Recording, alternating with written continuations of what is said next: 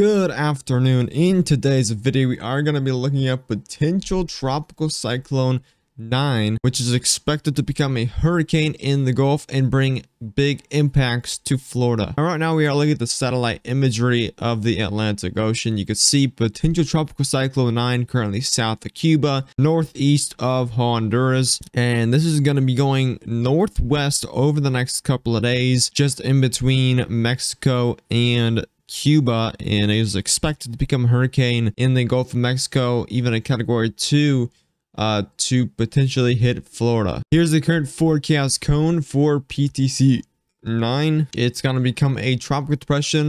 Really any update now, so probably tonight we'll see a tropical depression or tomorrow morning, and then this is expected to become a tropical storm rather quickly right after it becomes a depression, and it's going to be heading northwest, as you can see there, just in between Cuba and Mexico. And that's pretty much the best case scenario for this storm, and the worst case scenario for along the Gulf Coast, as that center is just going to be still on the ocean, but just in between that land. So the storm itself is going to be going over some land, but that center is going to stay above water. So that's going to make it be able to become potentially a major hurricane if it moves slowly in the Gulf of Mexico. We have currently tropical storm warnings out right now for Cuba and portions of Mexico, as you can see there.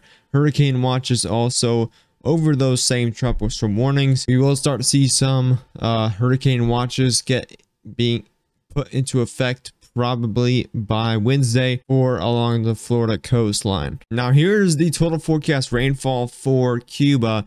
We are going to be going into the effects for potentially Florida in the southeastern United States, but this is for Cuba. You can see here we are expecting a lot of rainfall for the western side of Cuba, up to 12 inches locally of rainfall. So a lot of rainfall will be causing some big time flash flooding. Cayman Islands will also be seeing a lot of rainfall as well, 10 inches locally possible. So definitely some big time flooding could be expected for western Cuba.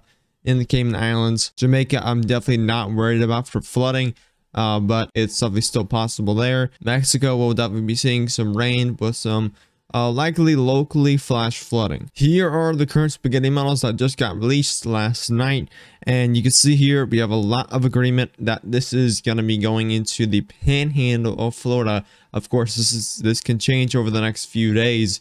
But the panhandle of Florida is looking like a direct hit from this hurricane. Now what's interesting is we don't usually see these storms head westward after they go northward, because we have that jet stream, of course. Now my main area of concern, my forecast cone, is going to be over this area. Since we're still pretty far out, you're going to need to watch this area very closely. This could even head a lot more westward like that. But with these types of storms, I believe since these are heading westward, I don't typically see these storms head westward after landfall. But I believe there's going to be a high pressure that's going to be snuck in here. That's going to allow it to, there's going to be another hidden low pressure system that's actually going to bring it over here. So this is an interesting track, probably the first time I've seen a track that's brought it westward after landfall. As you can see, the main concern is going to be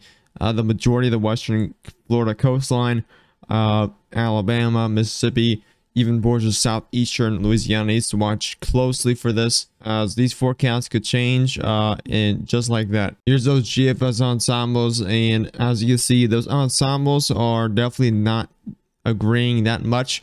Obviously it's going to be heading to the Gulf Coast, but again, that wide area, the kind of same cone I just drew, that is that main area of concern. So pretty much the entire Gulf Coast needs to be preparing for worst case scenario, as this Gulf of Mexico is very hot. So this storm could rapidly intensify into a category 3 hurricane, a major hurricane, just like that. Now here is model intensity guidance, and these are all the models that show the strength of this storm. And you can see a lot that are going into category 2.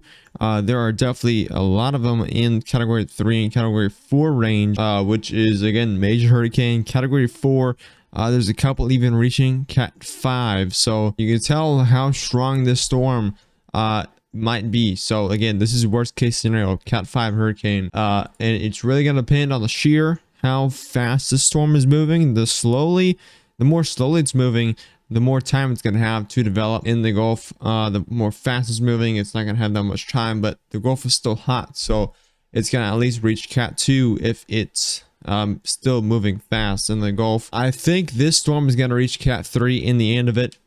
Even high in Cat 3, if it's moving slow enough, it's going to have that time to develop into a major hurricane and even a strong major hurricane. Here is the current GFS model.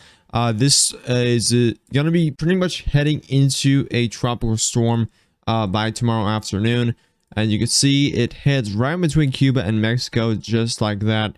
Brings a lot of rainfall to western Cuba with that eastern edge. Typically that eastern edge has a lot of precipitation. Heads into the Gulf around Thursday, and you can see here 964. That is really low. That is pretty much already a major hurricane.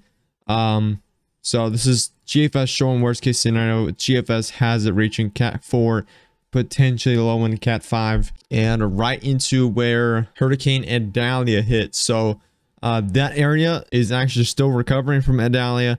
This is worst case scenario, pretty much GFS is showing. So again, that entire coast of Florida needs to be preparing for this storm. This could be probably the worst storm of the season by these models. You can see the Euro model has a strong storm, but the Euro model typically underdoes some of these hurricanes, especially with how hot the Gulf of Mexico is right now. It's going to depend on shear and stuff like that, but as of right now, it's looking like potentially a major storm. It's going to be hitting Florida. CMC model definitely has a strong hurricane hitting that same area, more towards the Tallahassee area, but it sits in the Gulf for probably just around a day and a half, so it's going to have some time to try to rapidly intensify in the Gulf with how hot the Gulf waters are.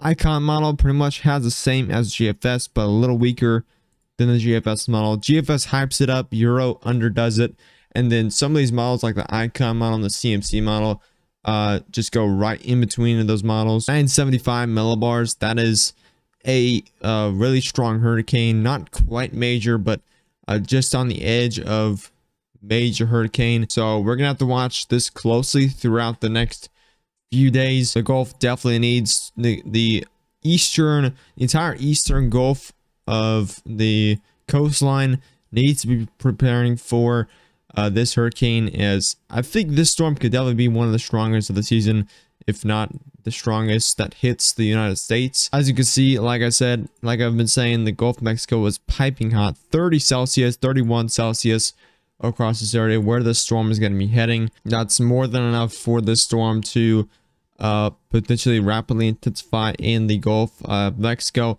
I'll have some more uploads out on this storm tomorrow, but be sure to subscribe to the channel, turn on post notifications, share this video with any friends or family, like the video, and I'll see you in the next one. Stay safe.